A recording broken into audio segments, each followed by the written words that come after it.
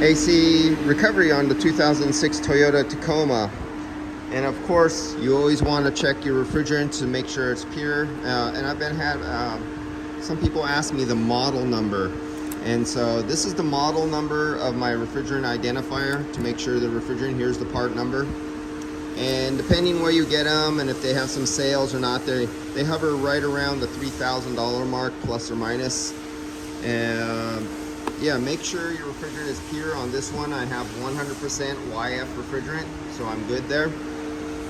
But if you've noticed, I've posted a lot recently, well, as many as I actually took a video of a few lately. I've been having a uptick the last several months of getting more and more contaminated refrigerant of YF vehicles. And the few I have noticed, there were in front-end accidents. That was one of the common things. They were in a body shop that replaced the condensers.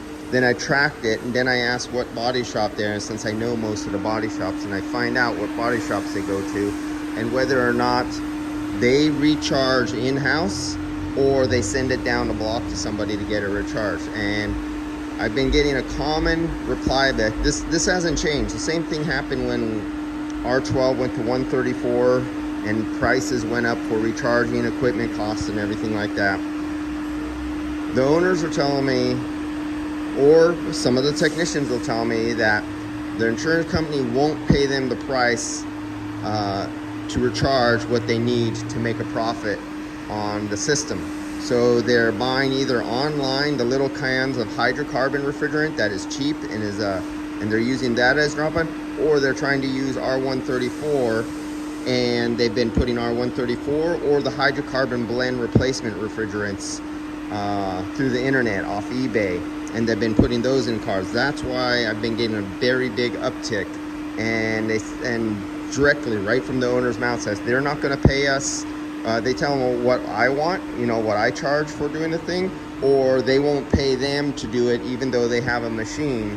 For them to purchase a new machine, instead of getting a new machine, they've just been getting the little cans and squirting it in customers' cars because they can't get the money. They've been told by the insurance that we won't pay that price. And so the shop just goes, okay, well, we'll just do it like this and we'll make some profit off of it and we'll keep it in-house. The whole idea is to keep it in-house and have some profit.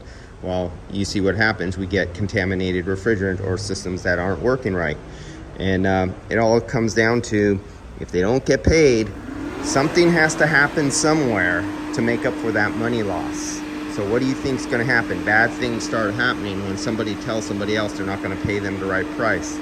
Just like, let's say an employee who got passed up on a raise maybe twice in a row. Well, sometimes bad things happen, and some work might get sabotaged or something might happen bad, and that happens.